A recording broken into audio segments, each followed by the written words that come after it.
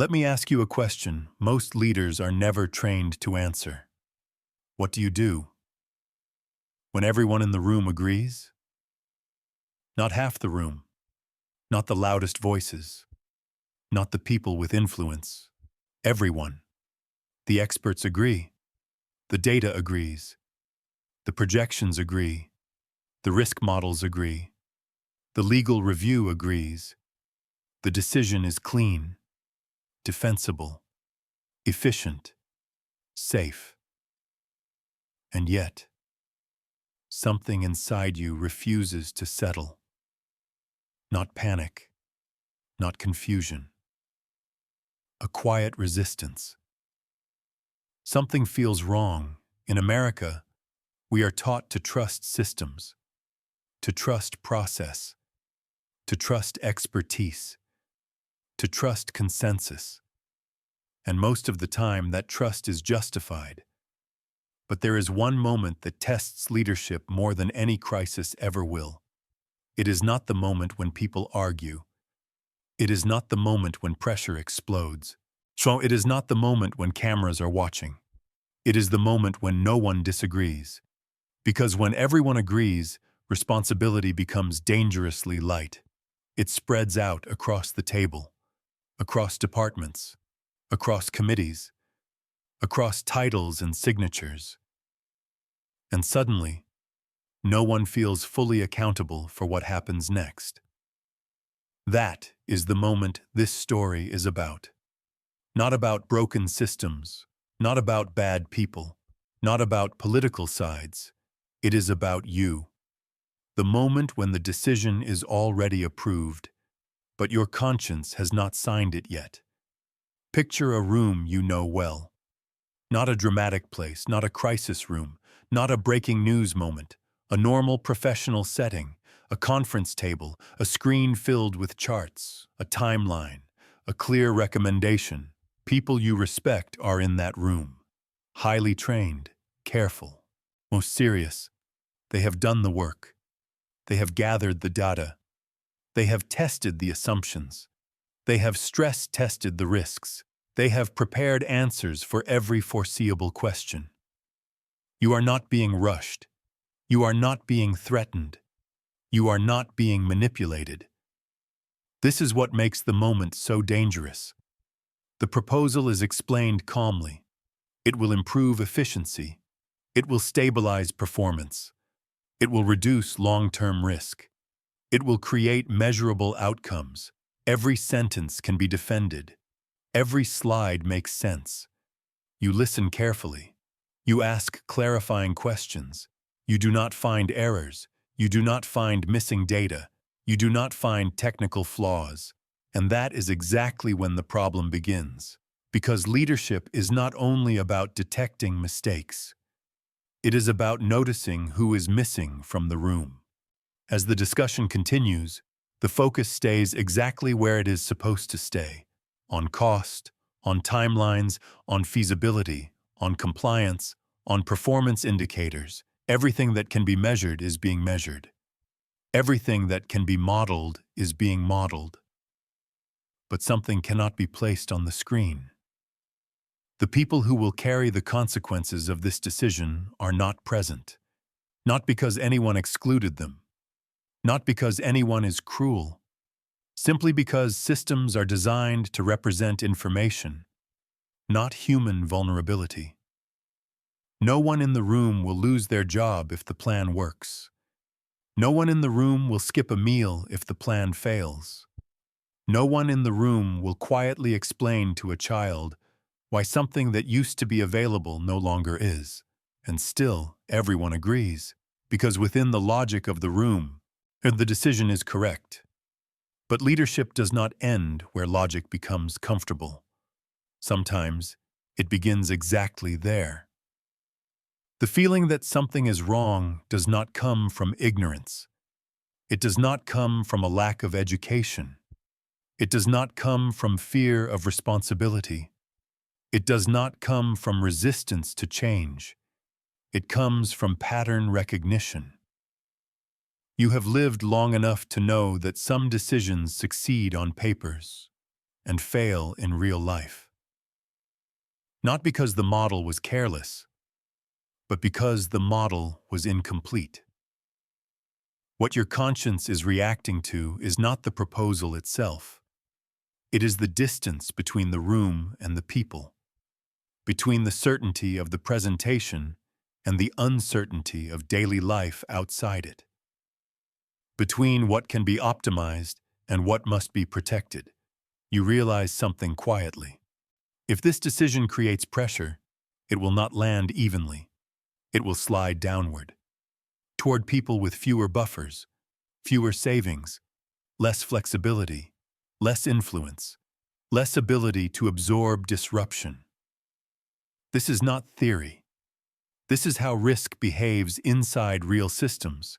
It travels to the edges, to the margins, to the people who are never asked whether the trade-off is acceptable. And suddenly, the calm confidence in the room begins to feel different. Not wrong, but incomplete. You notice a small but important detail. Every person who is recommending the decision will be professionally safe if it works, and still professionally safe if it quietly fails. They will revise the model, adjust the assumptions, refine the framework, explain the outcome. But the people who live with the consequences will not revise anything, and they will adapt their lives. That is when the discomfort becomes clear, not as emotion, as responsibility. You are not being asked to approve a strategy. You are being asked to approve who carries the cost of that strategy. And no slide explains that. No dashboard tracks that. No performance indicator measures that. But leadership must. Consensus feels safe. It creates the illusion that responsibility has been shared. If everyone agrees, no one feels alone. If everyone signs, no one feels exposed. If everyone approves, no one feels personally accountable. This is not a flaw in character. It is a feature of group decision-making. Consensus spreads weight so evenly that it disappears, and that is what makes it dangerous. When a decision goes wrong after disagreement, people search for causes. While when a decision goes wrong after consensus, people search for explanations. Those are not the same thing. Explanations protect process. Causes protect people. In rooms where everyone agrees, something subtle happens. Responsibility dissolves into procedure. The decision is no longer owned. It is authorized, and authorization feels clean. It follows the rules. It passes the review. It satisfies the framework. But authorization cannot replace accountability. Because when harm appears later, no one remembers who was supposed to stop it. Everyone followed the process. Everyone trusted the system. Everyone did their part. And still, someone paid a price that no one in the room intended to charge.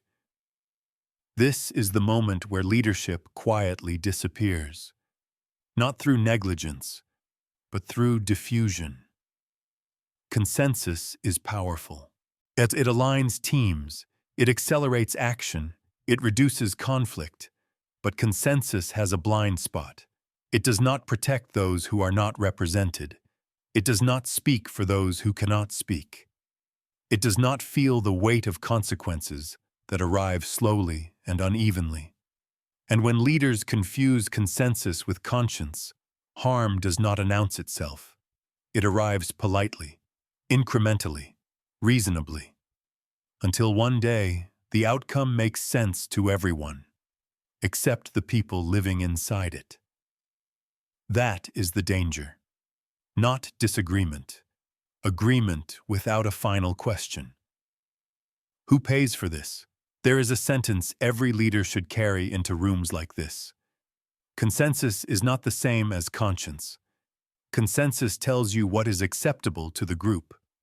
Conscience tells you what is acceptable to yourself. Those are not interchangeable, and a room can be aligned and still be wrong. A decision can be defensible and still be harmful. A process can be flawless and still leave someone unprotected. Conscience is not a competing opinion. It is a different responsibility. It does not argue with data. It asks a different question than data can ask. Not, will this work? But, who will be hurt if it does?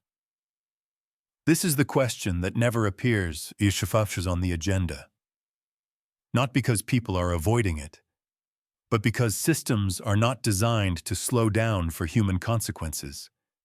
They are designed to optimize outcomes, and optimization quietly assumes that loss can be managed somewhere else. Conscience refuses that assumption. It insists that someone must be willing to stand between a clean plan and a complicated life, that someone is the leader, not the analyst, or not the consultant, not the committee. The person who signs, the person who authorizes, the person who carries the moral weight long after the meeting ends. This is why leadership is not defined by how well you follow process. It is defined by where you interrupt it, not to block progress, but to protect people from becoming invisible inside it. When you are the only one in the room who feels the discomfort, something difficult happens. You begin to wonder whether you are being unprofessional, whether you are slowing necessary change, whether you are letting emotion interfere with strategy. But conscience is not emotion. It is responsibility that refuses to be outsourced. It is the quiet recognition that no system can carry moral weight on your behalf. Only a person can. And in that moment, you are the person. Eventually, the room will turn to you, not dramatically, not with pressure, with expectation. The recommendation is ready. The supporting material is complete. The timeline has been approved. The next steps are already outlined. All that remains is your confirmation. This is the moment that separates management from leadership. You are not being asked to disagree. You are being asked to finalize, to move the process forward, to authorize what everyone else has already accepted. And this is where the choice becomes uncomfortable. You can approve the decision. No one will question you. No one will challenge you. No one will accuse you of carelessness. You will be seen as collaborative, practical, aligned, and professionally safe. Or, you can slow the room down, not with a speech, not with an accusation, but with a single or difficult interruption, a question no one prepared for. Who is most likely to be hurt by this? Not theoretically, not eventually, practically, immediately. Who absorbs the disruption? Who loses stability first? Who has no buffer when the timeline slips? Who has no alternative when the model fails? This is not resistance. It is leadership. Because the moment you ask that question, something changes. The room does not become hostile. It becomes quieter. People stop speaking in conclusions and start speaking in possibilities. Not because the plan collapsed, but because the plan has finally been placed next to real life. And real life does not fit perfectly inside clean frameworks. You may feel exposed in that moment, because you have interrupted certainty, or because you have introduced moral friction into a technical conversation, because you have made yourself visible. But this is what leadership looks like when it is not protected by disagreement. It looks like standing alone inside agreement and refusing to let comfort make the decision for you. After you ask that question, do not rush to fill the space. Do not explain yourself. Do not justify your concern. Do not soften the interruption. Let the silence work. Silence is uncomfortable in professional culture. We are trained to move quickly, to resolve tension, to return to productivity. But silence is where consequences finally enter the room, not as data, as imagination, as responsibility, as human cost. In that quiet, people begin to see what the slides could not show. Well, they begin to picture who lives on the other side of the decision, who rearranges their life when a timeline shifts, who absorbs pressure when a margin narrows, who explains change when leaders move on to the next initiative. Silence creates something that arguments cannot. It creates space for conscience, not as debate, as recognition. This is not about embarrassing anyone. It is not about exposing mistakes. It is about allowing complexity to exist long enough to matter. In America, we admire speed, we admire execution, we admire decisive leadership. But decisive leadership without reflection is not strength, it is momentum, and momentum does not know who it is carrying. Silence slows momentum just enough to reveal its passengers. That is its power, not to stop progress. Oh, but to make sure progress does not quietly abandon the people it was meant to serve. When you allow that pause, you are not weakening the team. You are strengthening the decision. Because a plan that can survive a moral pause is a plan that deserves to move forward, and a plan that cannot, should not be protected by urgency. This moment is not reserved for presidents. It belongs to you. If you sit in a boardroom, you will face it. If you lead a team, you will face it. If you manage budgets, programs, policies, or people, you will face it. In the United States, power often looks quiet. It wears titles like manager, director, partner, founder, supervisor, lead. It operates through budgets, through timelines, through performance metrics, through approvals, and because it feels ordinary, its moral weight is easy to underestimate. But every time your signature allows a plan to move forward, someone's life shifts slightly because of it. Not in a dramatic way, in a practical one. A schedule changes, a benefit disappears, a service becomes harder to access, a margin tightens. Most harm in modern systems is not created by cruelty. It is created by alignment, by well-meaning professionals agreeing with one another inside efficient structures. This is why your discomfort matters. It is not weakness. It is not indecision. It is information. It is your mind recognizing what your tools cannot measure. Your spreadsheets do not see stress. Your forecasts do not feel instability. Your dashboards do not detect dignity. You do, and if you ignore that signal simply because the room feels settled, you are not protecting the team. You are protecting your own comfort. Leadership in America is often described as innovation, growth, and impact. Those things matter. But leadership is also about restraint, about refusing to move fast simply because moving fast is celebrated, about slowing down when the system is ready, but people are not. That is not weakness. That is stewardship. And your willingness to honor that small, uncomfortable signal may be the only thing standing between a clean decision and a quiet harm no one will take responsibility for later. Before you approve the next plan, before you accept the next recommendation, before you sign the next document, carry one question with you into the room. Not a political question, not a legal question, not a financial question, a human one. Who will feel this first? Not who will benefit, not who will present the results, not who will explain the outcome. Who will feel it? Who will lose flexibility? Who will lose margin? Who will lose stability? And who will have no voice when it happens? Because when everyone agrees, the people who pay the price are rarely present to disagree.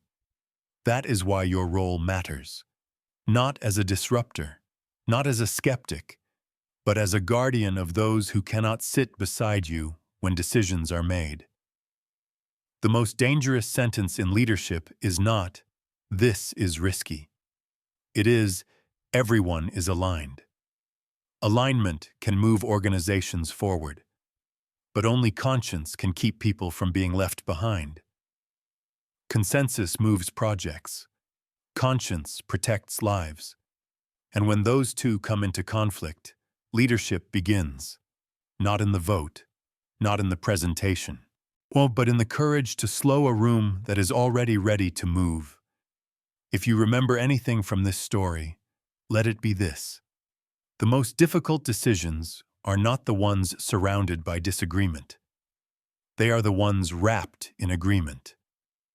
They are the ones approved quickly. They are the ones that look clean in reports and safe in meetings.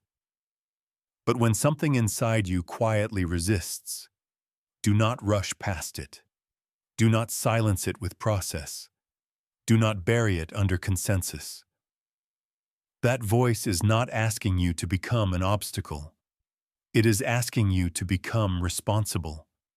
Because leadership is not proven by how well you move systems forward. It is proven by how carefully you protect the people who live underneath them. And when everyone agrees, but something still feels wrong, that is not a problem to solve. It is a responsibility to carry.